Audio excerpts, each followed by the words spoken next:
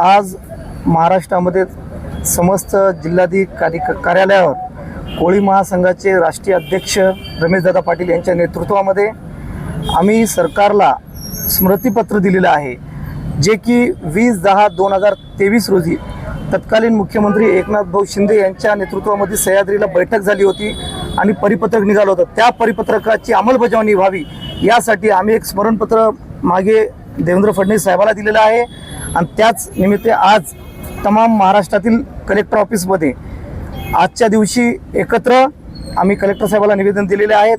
तात्काळ आमच्या या GRची पूर्तता झाली पाहिजे याच्यासाठी आम्ही तर सगळे समाज बांधव जमलेले आहोत आणि आमचे राष्ट्रीय अध्यक्ष रमेशदादा पाटील मुंबईमध्ये त्यांनी सुद्धा आज तिथे कलेक्टरला ठाण्यामध्ये निवेदन दिलेलं आहे।